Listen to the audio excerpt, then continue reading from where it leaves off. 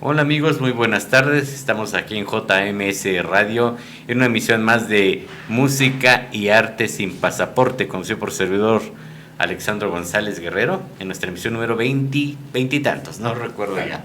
Nunca fui bueno para las matemáticas, y menos para la filosofía. Bueno, aquí tengo, todos los que invito son conocidos y amigos. A veces uno que otro que me recomiendan, pero ya se vuelve amigo. Aquí tengo a un escritor y algo que compartimos un gusto por... Ahorita vamos a hablar qué gusto tenemos, ¿verdad? Claro. Es Miguel Neg, ¿verdad? Miguel Neg. Bueno, antes que nada, ¿por qué el nombre de Miguel Neg? A ver, cuéntame. El seudónimo, El de seudónimo, repente por ahí decían a la gente que es el Neg de negativo, ¿no? Y creo que sí. Pero uno era el apócope de negro, que era el apodo oficial que he tenido toda la vida, ¿no? Y finalmente, bueno, me empecé a dedicar a la cuestión del arte, a la pintura, y firmaba como Miguel Neg. Entonces después se fue yendo hacia otras vertientes y terminé asumiéndolo como el nombre artístico. Interesante. ¿Y de dónde eres originario? Ciudad de México, Tacubaya. Wow. Y bueno, ¿y cómo fue que llegaste a dar aquí a Pachuca? A ver, cuéntanos. Tenemos tiempo para que nos cuentes la triste y larga historia. Fíjate que fue interesante porque venía a ver mucho a un amigo y me gustaba el espacio, me gustaba el hecho de que fuera infinitamente más tranquilo que la ciudad. Creo que todavía por ahí se puede sentir esa tranquilidad. Pero en aquel tiempo yo decía, bueno, eventualmente voy a tener que moverme de aquel espacio. Y qué mejor que un lugar que no esté tan lejano, ¿no? El tiempo que nos tomaba para llegar acá era inclusive menos de una hora. Ahora ya de repente me aviento hora y media. Cada vez frecuento menos la ciudad. Me gusta mucho Pachuca, me gusta mucho la tranquilidad que tiene la gente. Siento que a veces, honestamente, me desespera un poco la pasividad de algunos. Esa calma sempiterna de los que creen que saben manejar. Espero que no se ofendan los pachuqueños. Y bueno, tengo aproximadamente 3 años viviendo acá. Tenemos una casa que compré hace algún tiempo y veníamos eventualmente los fines de semana. Me gusta, la verdad es que me gusta. No me arrepiento de estar por acá. Perfecto, bueno, pero nos están aquí mandando mensajes ya. Saludos, señores, saludos, Cacho, el representante de Nina Galindo, está viendo el programa. También el doctor Valentín Tapia y el cantante José Miguel. Ya les mandé mensaje que ya recibimos su mensaje. Bueno, pues qué bueno que nos están sintonizando ya tan temprano. Bueno, porque casi siempre se empieza a entrenar como a la mitad del programa, ¿no? Es interesante eso, ¿no? O sea, yo insisto en la parte esta que los pachuqueños de repente son aletargados. No estoy insultándolos, estoy tratando de explicar qué es lo que yo percibo. Bueno, es que yo creo que la cultura que tenemos todos en México es de que si te dicen que la fiesta es a las 4 hay que llegar a las 5. Siempre pasa eso, ¿no? Pero en Europa si te dicen en Italia a las 4, es una majadería que llegues 4:30. No, olvídate, se te va el tren, se te va el ferry, se te va todo. No, y luego en Inglaterra la puntualidad inglesa, ahí sí, eso sí, ¿verdad? Es que de repente yo creo que es así como la fama que tienen algunos, ¿no? O sea, esta historia del mexicano que es... creo que te estás marcando. Si quieres contestar, a lo mejor es No, sin problema. Yo creo que la idea que se tiene acerca de los mexicanos de que somos impuntuales, que somos mil cosas, no las voy a mencionar, gira en torno a una imagen que se ha ido gestando a través de la cultura popular, ¿no? Las películas, no sé, ciertos personajes de la historia, digamos. Y yo no creo que necesariamente eso nos convierta en seres, pues, impuntuales, machos, borrachos, no todos. Yo sé. Pero lo que es aquí en México, ¿verdad? Cuando luego, bueno, está permitido decir aquí al fin que es privado, ¿no? Que dice, ¿no? Es la fiesta a las 4, puedes llegar a las 5, pero no vas a llegar a las 7 porque te va a tocar recoger, ¿verdad? Dice, entonces llego a las 8, dice. Claro. Así es el lío, bueno, de esta puntualidad. Y si es lo que tú comentas, algo que llama la atención. Cuando está uno en México, veo que la gente anda, pero como si tuvieran un cohete, corre para acá, corre para allá, paz. Pues una vez te lo comenté que yo, cada que juntaba mi dinerito cuando era estudiante, me iba a Mix Up. Bueno, a conocida tienda de discos. Claro, cierta tienda. A surtirme de mis discos y, pues la verdad, en ese tiempo todavía se podía andar con un poco más de seguridad, como no tanto como ahorita, ¿verdad? Que ahorita te tienes que cuidar de los carteristas, los saltantes, las feministas, de todo. Te tienes que cuidar, ¿no? Bueno, pues me acuerdo que yo no era nervioso. Yo tomaba el camión y sí me sentía tranquilo, pero ya bajándome en Indios Verdes, entonces el problema. yo córrele rápido al metro, ya en el metro me sentía seguro, ya en el metro tranquilo, ya que transbordaba hasta bajarme en Insurgentes. Salí a Insurgentes y era como si me estuviera huyendo de la policía, ¿no? Córrele rápido. O sea, robándote la base en el así, béisbol. ¿no? Listo, 1, 2, 3, para afuera. Llegaba a la tienda, ahí me estaba hasta 2 horas cogiendo discos, ya compré los discos, de regreso otra vez al metro y otra vez Indios Verdes, y ya en el camión, como si fuera una carrera de relevos. Sí. Pero nunca me pasó ir despacito, así viendo los puestos, solamente cuando iba acompañado de otras personas me sentía más seguro. No, pues no sabes lo que te has perdido, ¿no? Finalmente esa visión periférica, bueno, no solamente la visión, sino todos los sentidos cuando empieza el inconsciente a captar cositas por ahí, pues terminan no solamente trayendo discos, sino libros, sino... Pues sí, desafortunadamente, como que dicen, es el método, pero por ejemplo, cuando luego le decía a mi mamá o algún familiar, vámonos a un museo, sí me gustaba caminar. Claro. Y los que me acompañaban se aburrieron.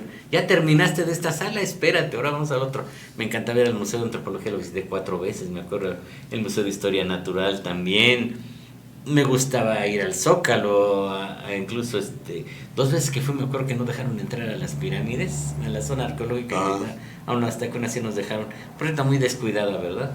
Pues tiene sus años. Sí, pero tenían ahí. Pero cada vez estamos saliendo, ya estoy hablando de mis anécdotas en el DF, ¿no?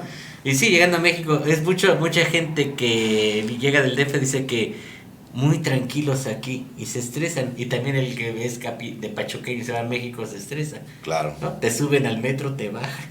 Sí, pues es el cambio de hábitat, ¿no? O sea, pues sí, ahí todos viven con prisa, ¿no? Y llegar al trabajo, todo. Fíjate que es interesante, yo me acuerdo que un amigo mío, ya tiene muchos años, nos subíamos al metro y de repente agarrábamos el ritmo de la gente que iba, pues obviamente con prisa, porque se le hacía tarde ya sabes, checar tarjeta o pasar lista, qué sé yo. Y nosotros que no teníamos la prisa entrábamos en ese mood, en ese ritmo, y de repente él me decía, oye, espérame, tenemos que llegar a 1 hora. Oye, no, pues no. Entonces, ¿por qué caminas tan rápido? Te marcaban el paso los de adelante, ¿no? Y los de atrás peor, te empujaban casi. Pues sí, como el primero que llega al metro, ¿no? Se abre el metro y ¡prum! Te emputos o te meten solito. Te meten o no te dejan entrar también, los que van saliendo. ¿No? Sí, llega a suceder. Así pasa. Bueno, entonces llegas a Pachuca, ¿en qué año llegaste? Híjole, no sé, hace 3 años yo creo. Poco después de la pandemia nos instalamos por acá. O durante la pandemia, no recuerdo. El caso es que veníamos los fines de semana. Más o menos en la pandemia que había que refugiarse en algún lugar seguro. Creo que decidimos venirnos para acá. Entonces el problema, recuerdo, todavía seguramente tú más, que había un doble no circula. Que problematizaba absolutamente todo en esta ciudad, porque tenías que tomar obviamente el transporte público, que era más inseguro porque ibas con una cantidad de gente al interior. Sí, eso fue. Nunca era lo vio el gobierno. ridículo.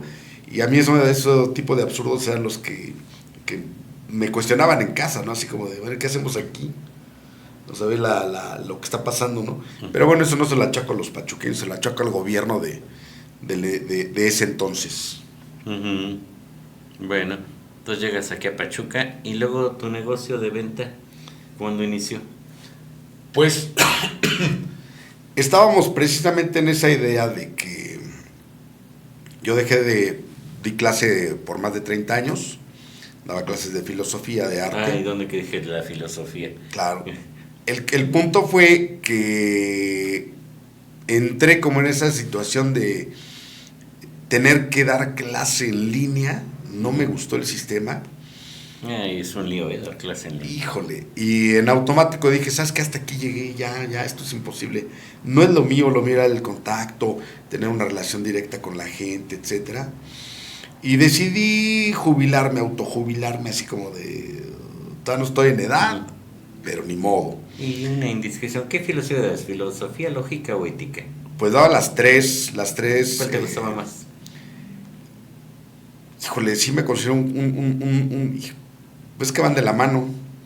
O sea, el pensamiento racional te conduce a ser un sujeto ético, quieras o no quieras. O sea, tú estudiaste filosofía. Yo estudié filosofía. La carrera se llama filosofía. Con razón, porque yo te estoy hablando en los 80s cuando ponían a cualquiera a dar clase, ¿no? Y a mí la verdad la filosofía me la llevé con licenciados en Derecho. Claro. Que pues no, yo creo que tienen, ¿cómo le diré? Pues, no la daban como me gustaba, te voy a ser cero. Filosofía sí me costaba trabajo, yo no, lógica, es la que me hizo ver mi suerte. No la entendía y empezó ahí a haber un cambio, el amor a las matemáticas. Entonces empecé a sacar 6 en filosofía y 8 en matemáticas, que nunca me había pasado, en trigonometría. Y sí. Así llega a ver, ¿no? Pues es que le ves el punto de vista a lo que estabas peleado con el enemigo de mi enemigo es mi amigo. Pero tienes razón en esto, o sea, quien te impartía la materia, digamos, pues no era un experto en el área. Pues hay gente que supone que la filosofía es algo cotidiano que todo el mundo maneja y pretende que, por lo tanto, cualquiera puede impartirla, y no es cierto.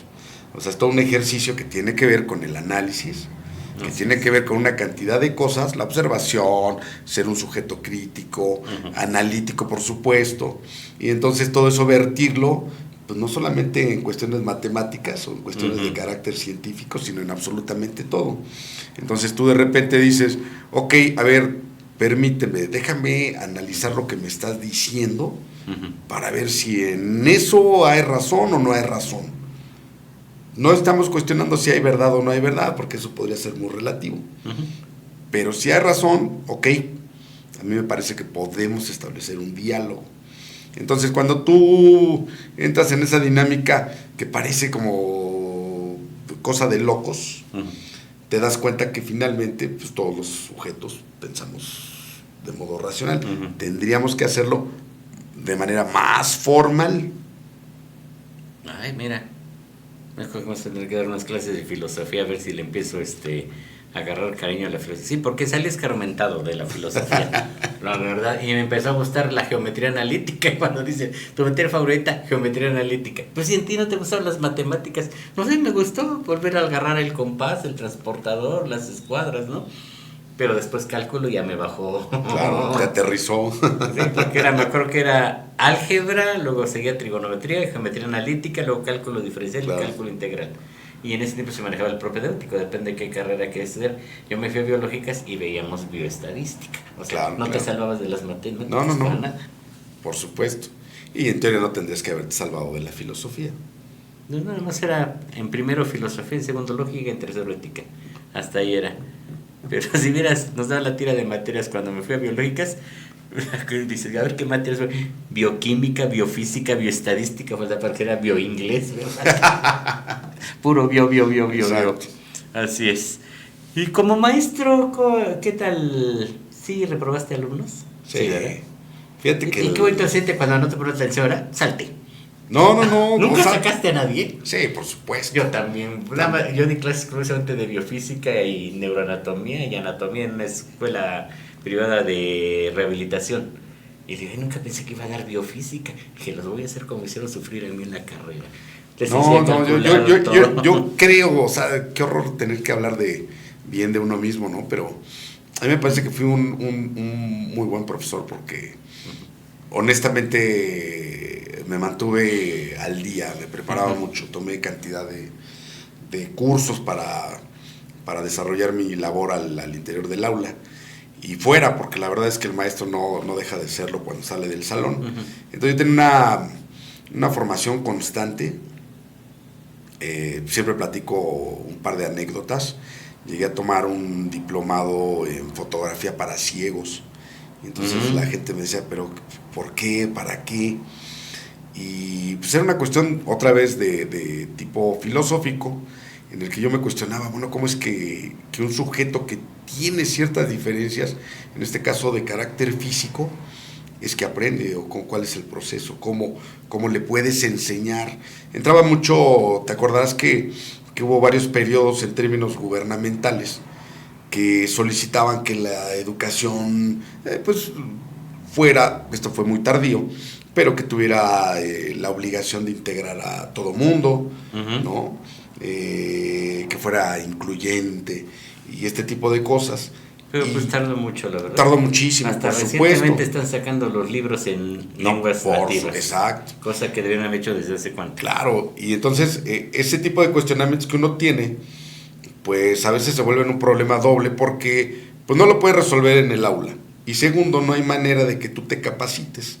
Entonces cuando de repente nos ofrecían los espacios, yo decía, por supuesto que voy para allá, ¿no? O sea, yo quiero saber qué pasa con eso. Y otro que tomé, otro diplomado, fue de gastronomía. Y yo decía, ¿cómo es que un profesor enseña una carrera? ¿Cómo es eso? ¿Cómo es el espacio? ¿En dónde? Porque tú te imaginas al profesor de educación física pues dando la clase en una cancha, ¿no? Y tú ves que su contexto es otro, es diferente al aula. O sea, es un aula, la cancha es un aula. No tiene paredes, pues, pero es un aula, está demarcado. Y entonces yo me cuestionaba eso, ¿no? De, bueno, ¿cómo hace el profesor de gastronomía? O sea, ¿cómo enseña a cocinar? Y cuando lo tomé, pues me abrió cantidad de puertitas, porque me fui resolviendo no solamente las que tenían que ver con esa área en específico, sino otras tantas. Y entonces te digo, yo no desperdiciaba la oportunidad de formarme. Y pues eso me llevó, por supuesto, a entender mucho del panorama. Casi siempre di clase a nivel medio superior, preparatoria. Sí. Llegué a dar poquito en secundaria, de repente, honestamente no me gustaba, los chavos eran un poquito más inmaduros, y de repente era como... No te creas, también en la preparatoria le pican. Ya en la universidad ya tienen un criterio bien establecido. Claro, di clase en la universidad y la verdad es que siempre preferí más la prepa. Entonces la relación que llevaba yo con mis alumnos era muy, muy estrecha, muy directa, muy personal, y eso posibilitó que incluso ahora tenga yo a muchos de mis exalumnos como amigos, ¿no? Bueno, saludos a María José y Rogelio Green que nos están viendo. Perdón, Rogelio, es que le puse Green porque es de los laboratorios Green. Perdón, okay. A nuestro amigo Rogelio. Bueno, pues sigan mandando mensajes. Aquí los vamos a ir, a lo mejor no luego porque para no interrumpir la plática. Bueno, proseguimos con las clases. Bueno, y después de las clases, bueno, entonces por eso ya entendí. Yo no sabía que eras filósofo, okay, la verdad. Y me digas mi amigo, ¿verdad? Como dicen, ¿no? Como dicen en las películas, ¿no? Yo no sabía en mi vida que te gustaba el atún. Y es tu mujer, le dice el vecino, exacto, ¿no? Bueno, entonces por ahí salió por la filosofía lo de hacer libros. Sí, fíjate que no solamente me dediqué a dar clase de filosofía, llegó un momento que daba apreciación cinematográfica, daba arte, daba literatura. Es un estuchito, Pues, de algún modo te digo, es ese vínculo, o sea, ya desarrollas todo tu ser, tu sujeto en un área, en este caso la docencia, y vas notando que hay una cantidad de espacios que puedes cubrir, ¿no? Obvio, o sea, un poquito la crítica que tú hacías acerca de quién no era filósofo y te impartía filosofía. Yo procuraba meterme antes en esa área. Siempre he leído, ¿no? Siempre, desde que estaba yo en la secundaria, el primer libro que me pusieron a leer, me volví un devorador de literatura. Incluso cuando entré a la carrera de filosofía, yo tenía un acervo mucho más en el ámbito de la literatura que en la filosofía misma. O sea, ya sabes, en una clase podías escuchar comentarios de citas de filósofos y decir, ¿quién es este cuate? Pero cuando algún profesor generaba el vínculo entre las obras literarias o las obras de carácter artístico con el tema de la materia, pues yo resultaba ser como el de, claro, en la novela tal, en la película tal, y me parecía en ese entonces, y me sigue pareciendo ahora, que precisamente esa era la forma como se tenía que llevar la filosofía a un plano más real, más tangible, porque si no queda como flotando nada más en el aire, como si fuera cosa, insisto, de locos. Ay, permíteme tantito. Ay, siempre les digo que no me marquen.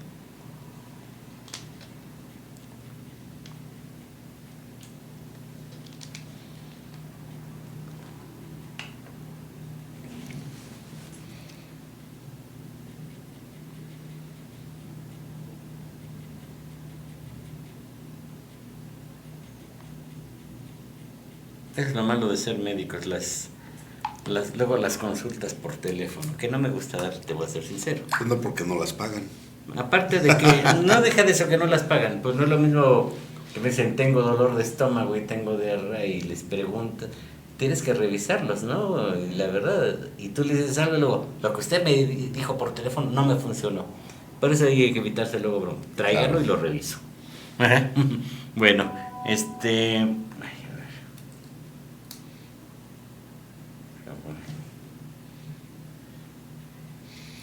Dile que se conecte al canal y desde aquí le vas dando las indicaciones en directo.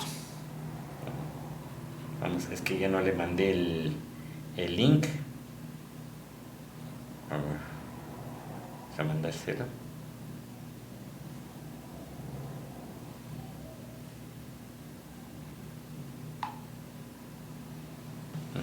Bueno.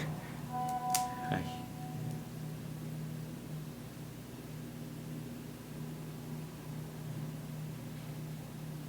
Perfecto. Bueno, después de ese pequeño breviario cultural,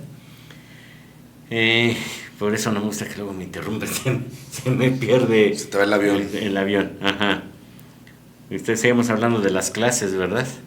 Sí, pues toda la cuestión de la formación, ¿no? De qué te lleva a ser el escritor. Entonces me acuerdo que, bueno, te decía yo que daba clase de literatura, de taller de lectura y redacción. Ponía yo a leer a mis alumnos, buscaba la manera de seducirlos para que le entraran. O sea, estamos conscientes de que las generaciones cada vez menos agarran un libro y lo leen. Pues sí. Entonces yo buscaba la manera de decirles que hay en la literatura, algunos clásicos, algunas obras contemporáneas, pues tienen mucho que decir, mucho material para la reflexión. Entonces buscaba el modo y llegó un momento que uno de mis alumnos me decía, bueno, ¿y por qué no escribes algo? Y yo dije, pues sí, puede ser. Me dediqué a escribir una novela y la verdad es que salió bastante rápido. La primera novela que escribí,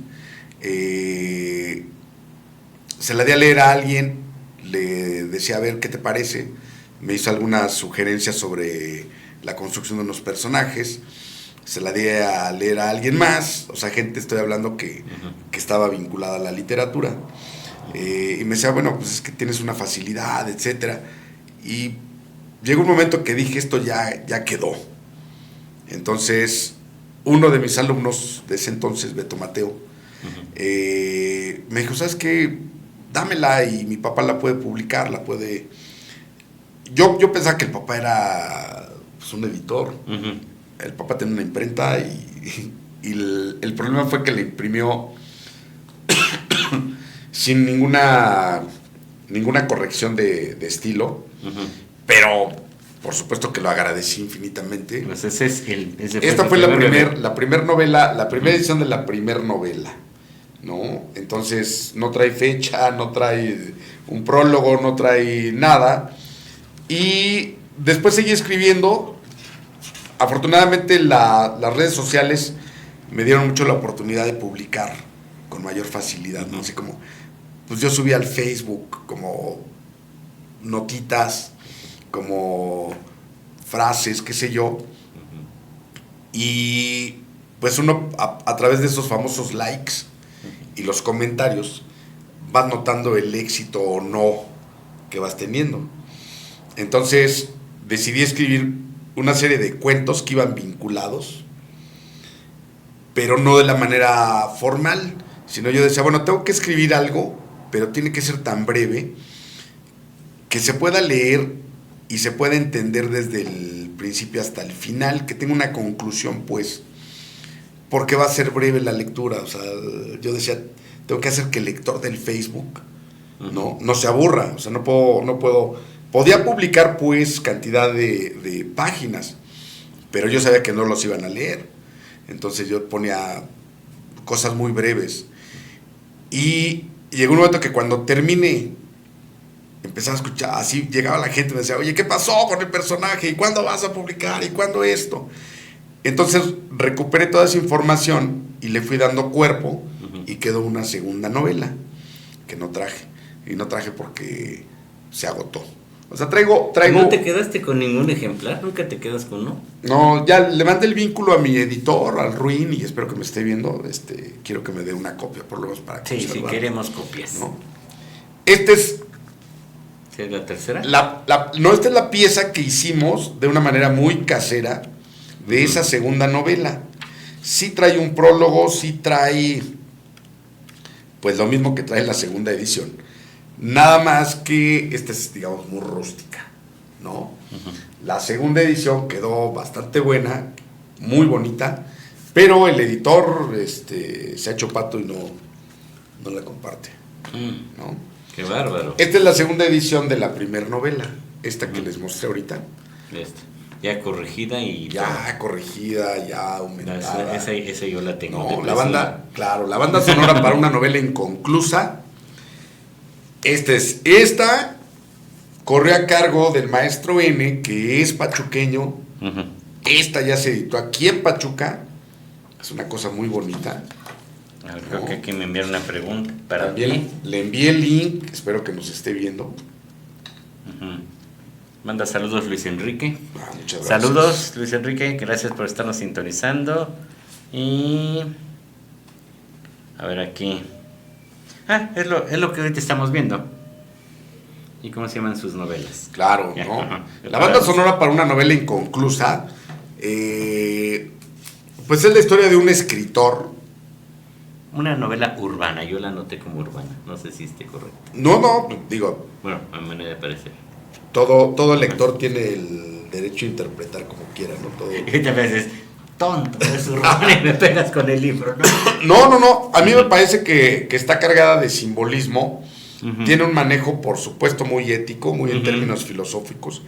El personaje principal es un profesor, curiosamente, que era lo que iba a decir hace un rato. Cuando se la doy a revisión a un amigo, me dice, ¿sabes? El personaje principal era un ingeniero. Y él me dice, todo bien, salvo que no te creo a ese personaje como un ingeniero. Perdón por los ingenieros, me decía, un ingeniero no piensa de ese modo, no piensa así, no estructura de ese modo su discurso. Entonces, yo le buscaba y al final, pues, terminé diciendo, sí, esto tiene cierto toque no autobiográfico, porque no lo es, pero, obvio, el personaje era muy parecido a mí y terminó siendo un profesor. El profesor participa en una fiesta, se empieza a leer desde el principio, no la voy a spoilear, en el que ve como a alguien que él considera un amigo, está seduciendo a la esposa de otro amigo. Y él entra en ese conflicto ético de cómo es posible que alguien haga semejante cosa, ¿no? Violentando la amistad o la supuesta amistad. Y el cuate trata de explicarse cosas, y ese tipo de cuestionamientos en realidad van enfocados a la idea de qué pasaría si él fuera una víctima de semejante circunstancia, ¿no? Entonces, cuando se lo planteaba a la esposa llega un momento que le dice, ¿sabes qué? Ya, no molestes, mano, mejor porque no escribes una novela. Y entonces te dice, pues mira qué buena idea. Y entonces intenta escribir una novela, y ese es, digamos, como el meollo de la trama. La novela este es un poco el vínculo que nos acercó a Alex y a mí como amigos ahora. Sí. Porque la novela está plagada de referencias musicales. Exacto, para los melómanos les va a encantar ese libro. Sí, el personaje, por ejemplo, todo el tiempo hace relación, vincula la música, a veces él, pero a veces está en el ambiente, ¿no? O sea, y solo lo menciona. O sea, por ejemplo, él dice, salimos de la fiesta, vamos en el coche y va escuchando una canción de Police, ¿no? O menciona la canción que suena en la fiesta y él dice, me parece que ahora sí atinaron a entender de qué edad tenemos los que estamos invitados, porque nos pusieron estas canciones que son muy ad hoc a la edad, o cuando llega agotado y le dice a su esposa, vamos a cenar, y entonces coloca un disco de Miles Davis. Ese tipo de referencias son las que aparecen en la novela. Siento que no hay un abuso, que están como, a mí por supuesto autor, me parece que están perfectamente colocadas.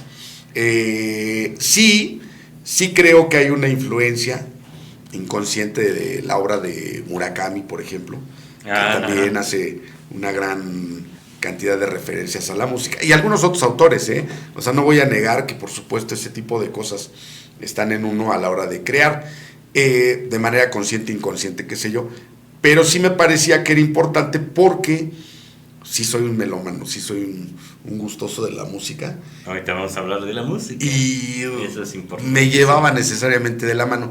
Y algo interesante, pues pasó con la segunda. La segunda novela se llama Seguir escribiendo mientras no aprenda a cantar. Y esta era un poco más, sí, biográfica. Al principio dije que era de la Ciudad de México, de Tacubaya. Fui Panchito.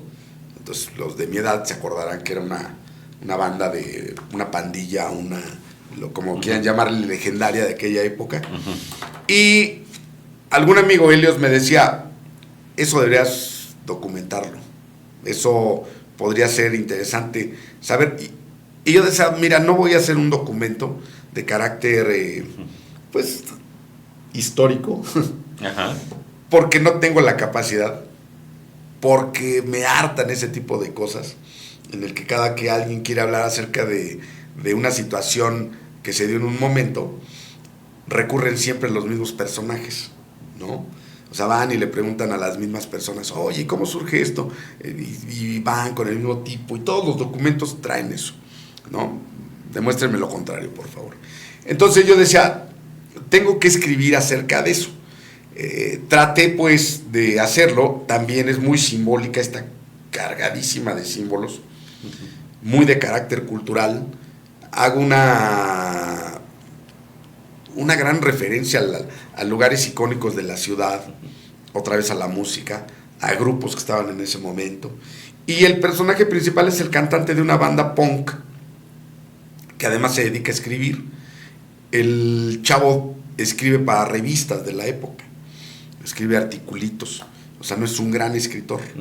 Y lo que él padece, pues, es una depresión muy fuerte, su consumo a las drogas, al alcohol, le van mellando toda esta capacidad para relacionarse con los otros, y tiene como némesis a Dios, ¿no?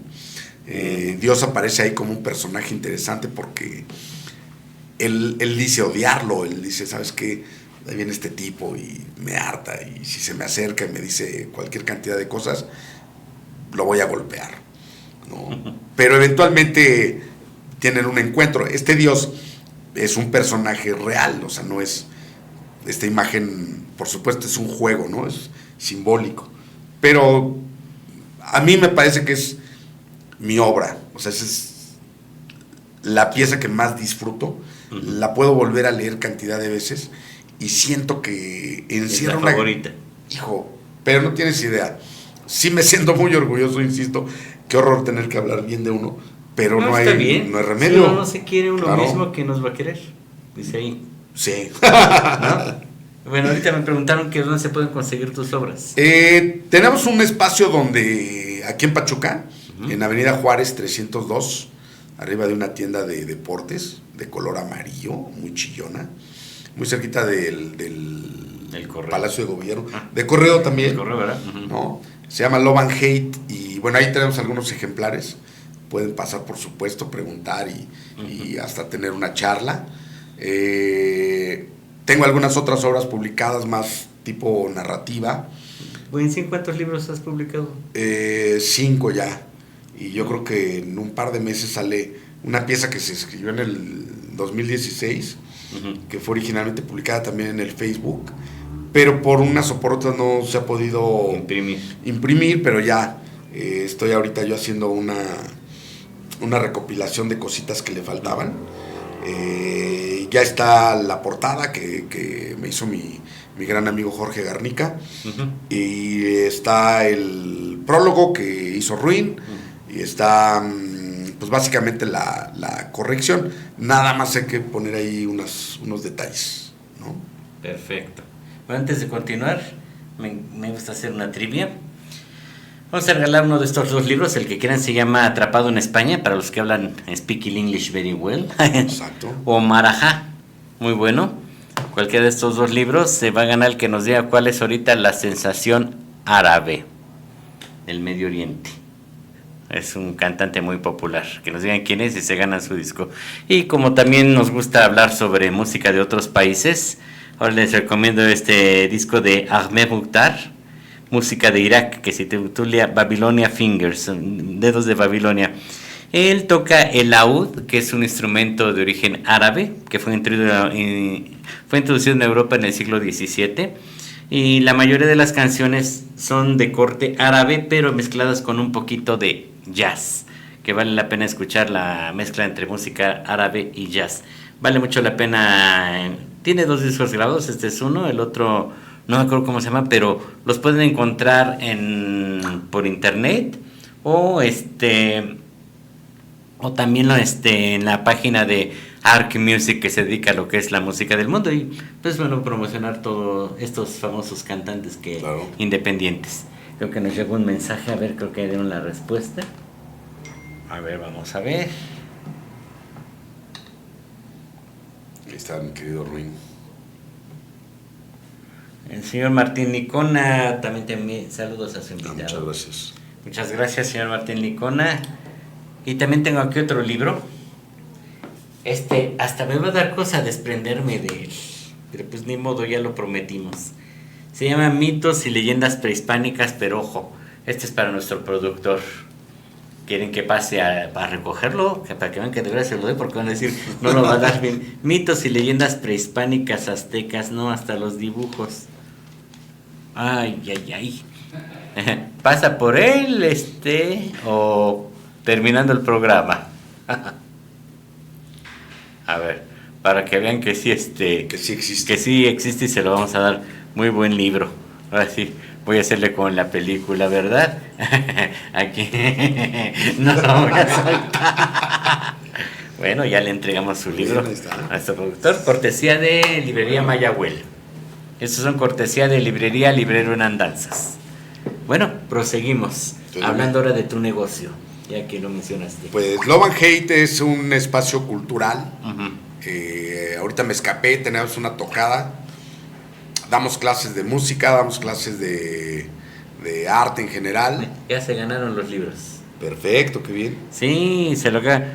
Luis Enrique, efectivamente, Amrdiab, y también Martín Licona, Amrdiab, los 2 se ganaron su libro. Ustedes me dicen cuál quieren y yo se los hago llegar. Bueno, ya no llamen, ya están guardados. Sí, aquí está, Ya se fueron. Ahí tengo testigos. Claro, claro. Bueno. Entonces, el espacio se volvió me parece que es una suerte de gloria aquí en Pachuca. Tenemos un público joven que es muy asiduo y creamos un espacio alterno en el que ellos pueden tocar. Entonces, regularmente tocan rock, es lo que más se escucha ahí. Ahorita me escapé porque tenemos un evento la semana pasada. Ya empezamos a funcionar los viernes ya con con el escenario lleno. Ah, perfecto. Ajá, entonces ahorita están 3 grupos de chavitos pachuqueños. Yo digo chavitos, en realidad son jóvenes. O Son como no, servilleta. curiosamente el público que tenemos es entre 16 a 30 años, pero Que están jóvenes. es claro, y cuando vienen los chavitos, porque tenemos chavos de secundaria que tocan, y vienen los papás a ayudarles a cargar los instrumentos, se dan cuenta, no vendemos alcohol, no vendemos tabaco, la gente cree que somos un bar porque escuchan música, y lo primero que conectan es eso. Y quién sabe por qué la gente oye rock y piensan Piensan sexo, en lo peor drogas. con el rock and roll. Drug, sex and rock and roll. Exacto. Pero, curiosamente ya llevamos un año en este espacio y nos hemos consolidado como el único que precisamente no vende alcohol. No permite que se consuma alcohol al interior, no deja que los chavos fumen, están prohibidos inclusive los vipers. Y los chavos no tienen absolutamente ningún problema porque finalmente lo que les explicamos es que ellos, cuando se suben al escenario y le echan todas las ganas, pues esperan que un público les ponga atención. Al final el público te puede decir que no le gustó lo que haces o que le encantó, pero ya te escuchó.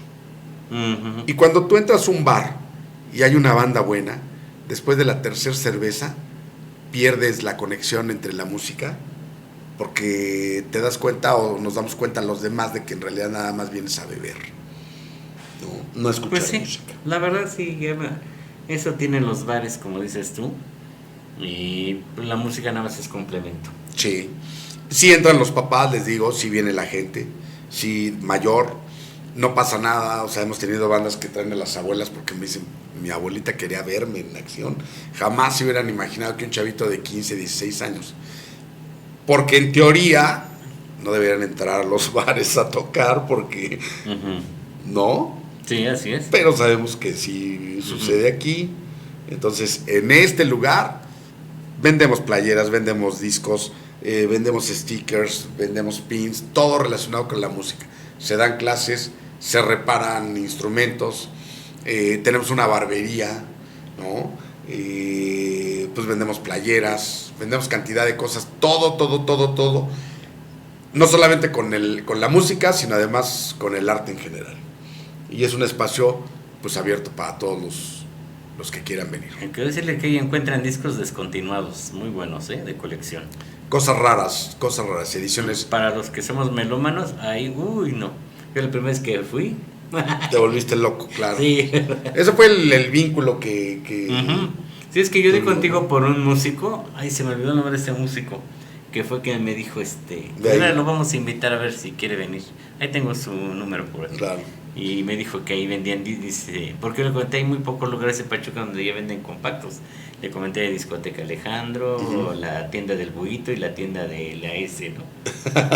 Y dice, no, hay una enfrente de conocido mercado en Revolución. En Revo, antes estábamos ahí. Y ahí fui, y luego ya te cambiaron para acá, donde hay más espacio. Avenida Juárez 302, acuérdense así, la tienda de deportes pintoresca, así. Sí, ahí no puedes vender alcohol, imagínate, bajan las escaleras y zorrapas. No, pero además pues es política de nosotros. Sí, está bien.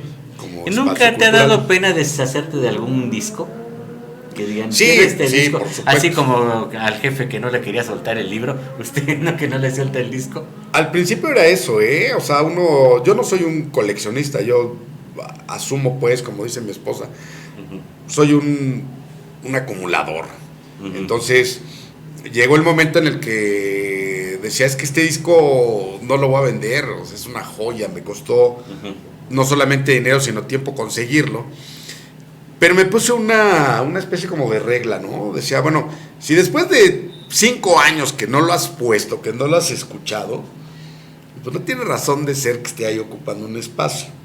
Además, ante la crisis económica, yo decía, bueno, pues me voy a deshacer de algunos disquitos. Entonces llevaba yo al espacio, originalmente cuando llegué me preguntabas, traía un puesto ambulante, digamos, estábamos en un lugar llamado El Helado Oculto, que era un lugar que en ese momento se volvió el oasis cultural de Pachuca, y estábamos ahí al interior, y yo llevaba muy poco material, y la gente decía, wow, oye, ¿tendrás tal? ¿Qué crees? Sí lo tengo. Y vendí joyas, de verdad joyas, que en el momento me decía, ay, ¿será que me deshaga de él? Pero después dije, mira, tiene cantidad de tiempo que no lo pongo. O sea, no me va a hacer falta. Hay unas que incluso tengo cerradas, que digo, hasta que alguien venga y me pregunte por él, probablemente lo venderé. De mientras, está en una colección muy personal, muy particular, ¿no? Que alberga, pues yo creo que unos 700 LPs, y el tornamesa, y el estéreo, y las bocinas. Uh-huh. Y además me gusta mucho esa estética de las portadas. Entonces, sí, soy más fan del disco de vinilo que del CD. Sí tengo CDs, pero... Fíjate que ya retomó el disco de vinilo, ¿verdad? Su segundo aire. Yo me acuerdo cuando salieron los compactos, mucha gente hasta tiró la basura a sus long play. No saben la tontería que hicieron. No, y no lo sepan, regálenmelos. No, yo luego, no digo en qué bar fue. Toda la pared tapizada de discos en buen estado que los clavaron con tornillo para tapizar el techo y la pared. Y luego había uno de los Beatles, del de Meet the Beatles. No, le dije. Joyas. Sí, no, le dije. Si supieran cuánto costaría ese disco, y estaba bien, güey, porque se da uno cuenta con las mismas luces si está rayado, maltratado, claro, ¿no? Claro. No, yo por eso, mis LPs cuando salió el compacto, no, yo me los quedé todos. Y hasta la fecha siguen. Y mis compactos también, y mis cassettes. Lo único que me falta creo que es el cartucho de 8 tracks, que pues no fue de mi época y nunca lo compré, pero sí tengo discos de 45 y de 78 revoluciones. Y yo te voy a ser sincero, yo no pienso hacerme de ellos a menos que ya me muera, pues ya, el que se quede sabrá qué hacer. Pero por ejemplo, si tú me regalas un compacto que dice, por ejemplo, La Cumbia del Moco, yo lo guardo. O sea, sí lo escucho, porque es como dice no sé si se característica, una obligación de que siempre que me regalan lo escucho todo. Claro. Y las que me gustan las sigo escuchando. Luego lo vuelvo a poner, claro. Si lo llego a poner, pero aunque me regalen música que no me gusta, nunca lo rechazo. Porque luego que dicen, ay, mira, me regalan este disco, mira, toma, te lo regalo. Eso se me hace como una falta de respeto. Sí, aunque también hay que considerar que pues de repente el espacio se vuelve mínimo. Y si no lo puedes escuchar, tienes pues cantidad a mí también, de cosas. Si me regalan 10 discos de cumbia que no me gusta la cumbia, perdona a los cumbieros, yo los acepto como coleccionista. Y ya es muy difícil que alguien me regale discos así, porque saben que tengo una tienda. Es como decir, a ver, te voy a regalar algo que vas a vender. No los vendo igual, pero tampoco honestamente acepto cualquier cosa. Te puedo regalar estos, híjole, ¿qué crees? No me gusta. Debes tenerlos ya para todo y gustos. Sí, pero hay cosas que definitivamente no puede uno ya Hablamos acerca de antes de que empezara el programa, ¿no? De cómo vas acumulando libros que sabes que tienes que leer, pero hay tal cantidad de cosas y te va restando el tiempo y entonces lo mismo pasa con la música, ¿no? O sea, de repente dices, hubo un tiempo que escuchaba un disco diferente cada día, ¿no? O sea, subía al carro con un CD completamente distinto al de ayer y así, durante un par de años, uno diferente, o sea, no repetía. Pero hay un momento que dices, wow, es que ese está buenísimo. Y ahora lo que me pasa es que se me olvida cambiar los discos y me chuto hasta 2 semanas seguidas el mismo, porque cada que llego al coche lo enciendo. ¿No se te ha llegado a pasar que hay discos que tienen años que no, y los vuelves a escuchar? Sí, no, y otra claro. Vez, duro y duro. Y hay unas joyas. La verdad es que la música, como todo el arte, o sea, pues tiene esa particularidad de no ser para todos. Y por ejemplo, a ver, vamos, como yo siempre he tenido así cantantes que van desde mi inicio hasta ahorita, a ver, vamos a ir, de tu niñez, ¿cuál era tu cantante favorito? Cantante. Sí, porque va cambiando, ¿no? Sí, pues sí, va cambiando el gusto, pero hay una parte que sí permanece, ¿no? Sí. O sea, es la parte nostálgica. Sí, por ejemplo, a mí de niño me fascinaba Angélica María y Manuela Torres. Okay. Incluso mi primer disco de 45 revoluciones fue de Manuela Torres. Todavía sigo comprando discos de Manuela, que ya salen.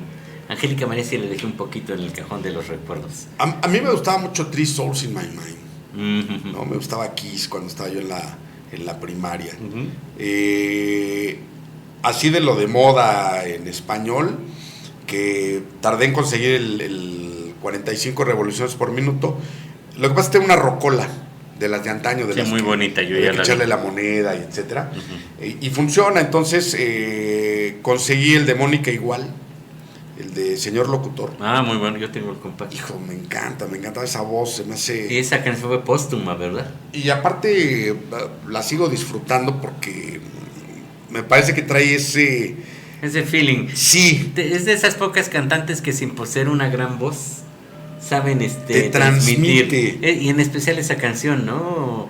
Me acuerdo también, creo que la primera canción que cantó era de Juan Gabriel. De ¿no? Juan Gabriel, claro. La de Cuando me vaya de tu lado, una muy movida. Cuando me vaya de tu lado, Ajá. di cuenta. Luego, Que es una ajá. joya, ¿no? O sea, a mí me encanta. Además grabó 3 discos. Y Dos sí, en se murió, vida y se el murió, póstumo, muy... se murió en un accidente, Pero lo ¿no? que es la cosa, ¿verdad?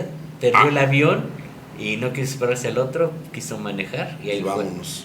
Y ahí, por ejemplo, ese tipo de cosas son las que me despiertan la nostalgia. Y de repente las escucho y digo, wow, eso me acuerdo que qué edad tenía, ¿no? Y pues ciertamente vas agarrándole un gusto a otras cosas, pero insisto, o sea, hay como ese dejo de recuerdos, que cada que escucho una canción, que es lo que pasa en las novelas, te remite a momentos, o sea, no hay...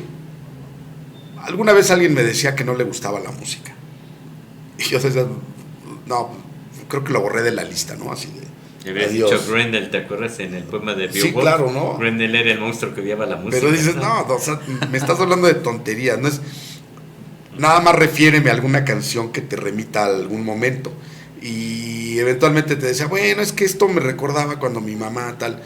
Ahí está, o sea, ese soundtrack, esa banda sonora que tienes de manera personal, no la puedes borrar, o sea, la escuchas y no importa que la odies, dices, me recuerda cuando mi papá llegaba borracho, me recuerda cuando íbamos al mercado, me recuerda en la primaria, me recuerda a la primer novia, qué sé yo.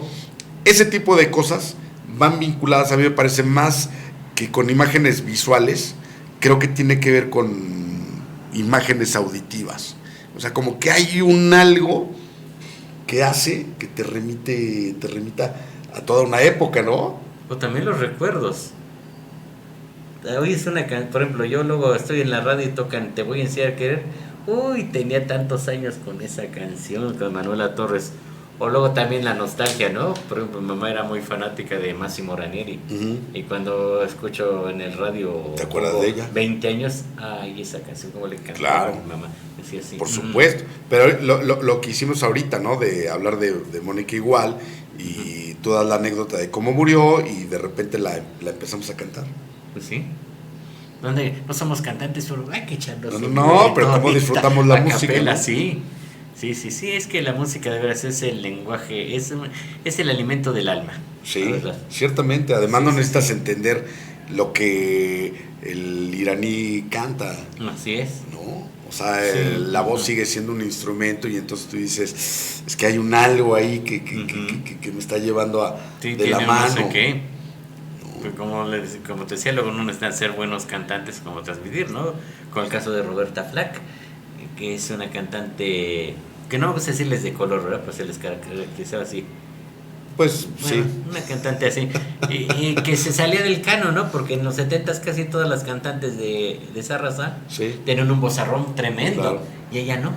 No, y ahí a lo largo de la historia te vas encontrando con ese tipo Sí, de garbanzos, de alibra, ¿no? Sí, porque tú decías Ella Fitzgerald, Dina Washington, Sarah Vaughan, ¿no? Donna Sí. Summers, Gloria Gaynor, y sale Roberta Flack con una voz un poco más calmada, sin alcanzar unos largos, pero hoy es la primera vez que escuché tu rostro y te transporta a un mundo romántico, los 4 minutos 55 segundos que Sí. dura la canción.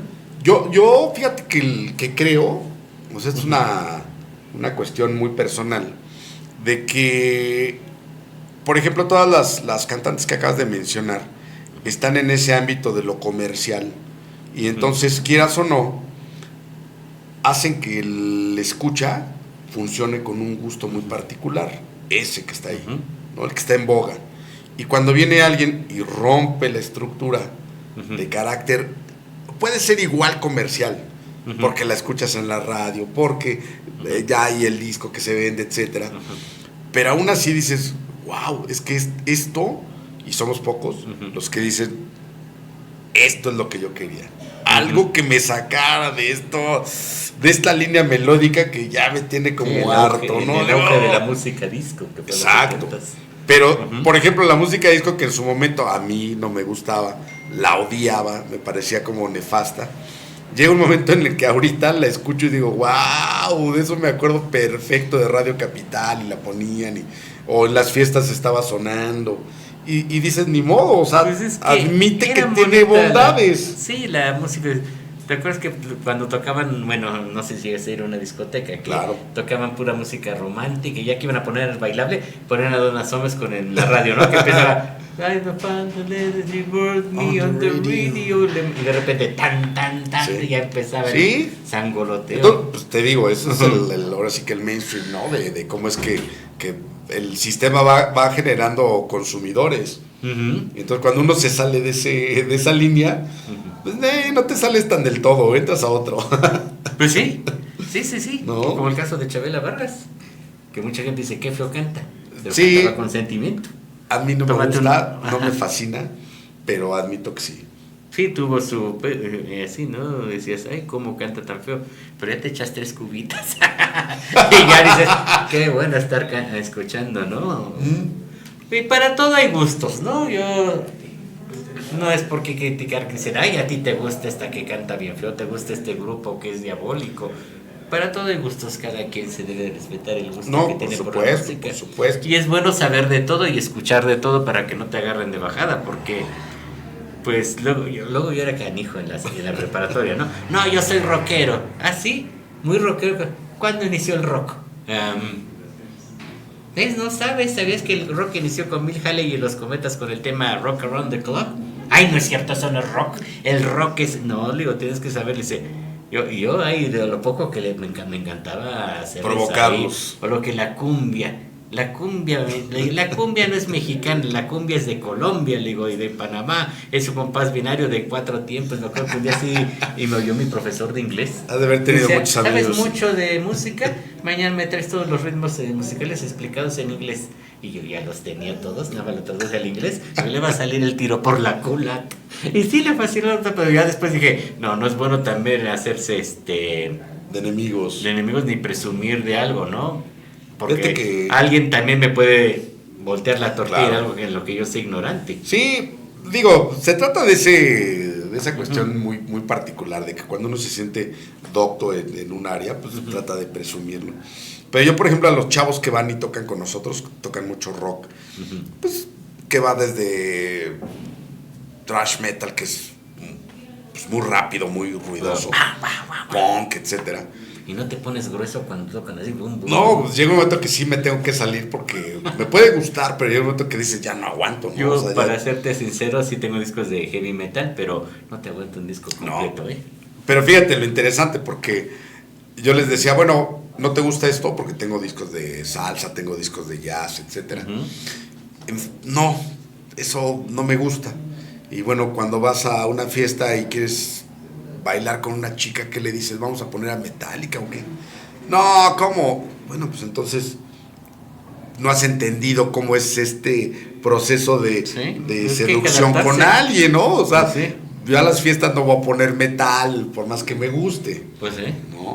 No, por eso a mí digo que me gusta poner de todo. ¿Qué quieren oír, Paz? A mí me gusta mucho el jazz, pero curiosamente nunca se los pongo a mis invitados. A mí me gusta escucharlos solo. Exacto, hay como esa particularidad en la que uno dice, es que esto, a mí me pasa mucho con algunos discos, ¿no? Frank Zappa, por ejemplo. O sea, es alguien a quien admiro mucho y necesito espacios como muy, muy particulares, momentos en los que sí voy y pongo el disco y digo, wow. O sea, no quiero que me interrumpan, no quiero que alguien, inclusive yo por decirle, mira, conoce a este músico, me haga preguntas. O sea, yo digo, no quiero escucharlo así. Sí, es bueno disfrutar la música. La música es como disfrutar también una buena copa de vino, un buen... Manjar, sí, es bonito. Por supuesto. Y más la disfrutes. A mí luego me gustaba escuchar, por ejemplo, cuando estaba yo muy tenso, los Carpenters, me gustaba ponerlos, recostarme en mi cama, apagar la luz y dejarme llevar por esa voz de... Pues era una voz melodiosa, pero te sabía transmitir sensaciones que muy pocos cantantes sabían, ¿no? Tanto el amor como vivir sin amor.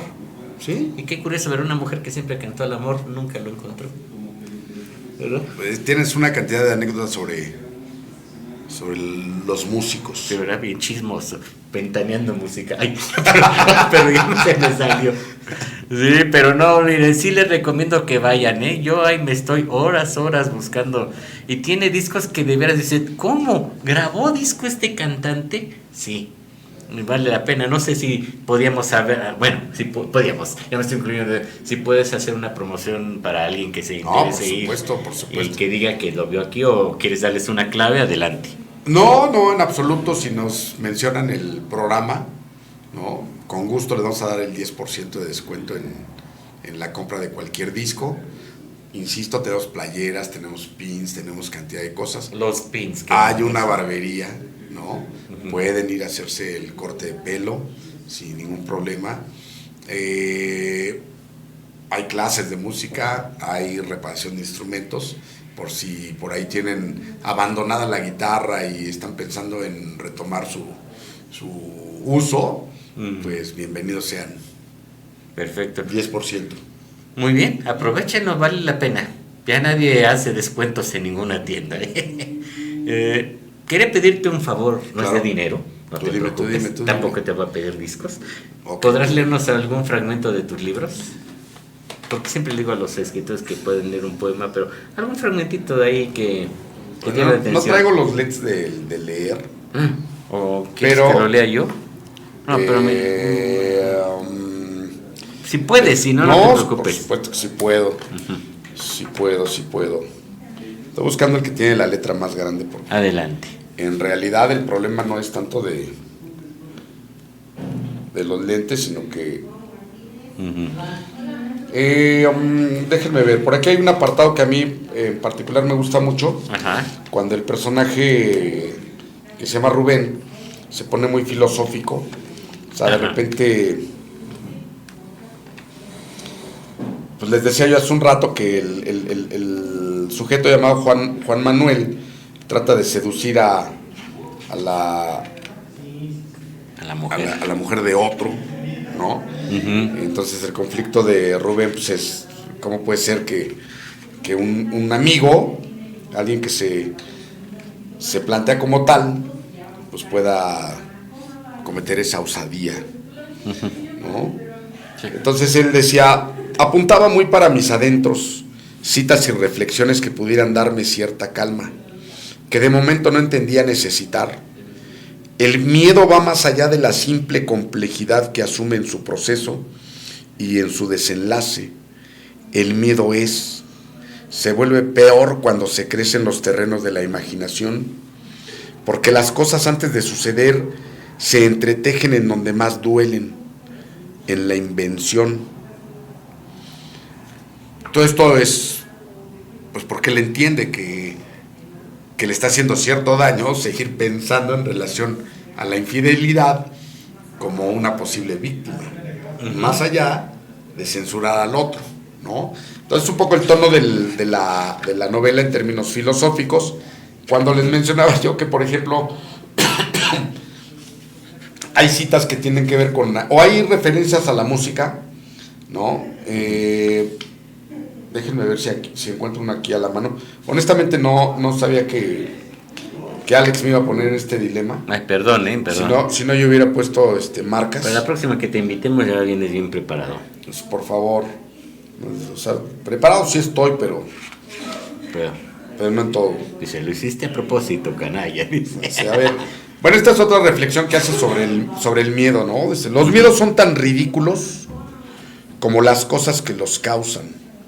Leí por ahí, no sé dónde, pero había algo de lo que no me enteré del todo. Nunca por ningún motivo se dejaban de justificar. Los motivos pueden ser ridículos, pero uno les confiere el grado de realismo suficiente como para hacernos temblar. Eso y no otra cosa era el elemento esencial que hace que nos tiemblen las piernas y nos castañeen los dientes. Así pues, las arañas y las serpientes quedan justificadas desde la perspectiva del miedoso, del fóbico, pero hay otros miedos que se fraguan en la fantasía y que no pueden ser calmadas, porque al carecer de una materialidad, no se pueden inventar tan fácilmente las curas. A las arañas las pisas y se mueren. A los fantasmas de la psique no los puedes desaparecer tan fácil, porque muchas de las veces ni siquiera dependen de ti. El problema de los fantasmas que uno le cuelga al otro es que dependen del otro, aunque al que atormenten sea uno. Ay, bravo, bravo, bravo. Gracias. Muy bien. Pues ya se nos está acabando el programa, no sé, ¿quieres enviar un mensaje, saludos? Pues a toda la comunidad pachuqueña que gusta de la música, que gusta de la literatura, que gusta en general del arte y que por supuesto está vinculada acá con Alex. A mí me parece que este tipo de espacios son de vital importancia porque cada que platico con los chavos, lo primero que dicen, me voy de esta ciudad porque aquí no hay nada. Y ahorita le venía diciendo al taxista que la respuesta inmediata es, pues qué bueno que no hay nada, porque entonces tienes toda la oportunidad para hacer algo. Muy bien. Hay que abrir estos espacios, hay que seducirlos para que no se nos vayan los talentos. Pachuca Hidalgo en general tiene una cantidad extraordinaria de gente con mucho talento en todos los ámbitos. No solo es una ciudad que hace pastes y fútbol, entonces eso hay que empujarlos, hay que motivarlos, hay que decirles por qué la gente de aquí tiene que estar orgullosa y está orgullosa, ¿no? Eso. Creo que nos llegó, perdón, un mensaje, a ver. Te aplauden lo que dijiste. Muchas gracias. El doctor Valentín Tapia. Muchas gracias, doctor. Bueno, pues agradecerte que hayas venido. Vamos a volverte a hacer otra invitación para que sigamos hablando de música, porque nos tardaremos 3 horas hablando de anécdotas musicales, ¿verdad? Yo creo que sí, eso sería padrísimo. Perfecto. Y cuando tú me invites, yo aquí Claro que sí. Pues muchísimas gracias que hayas venido, muchas gracias que nos sintonizaron y los invitamos para que nos sintonicen nuevamente la próxima semana. Adiós.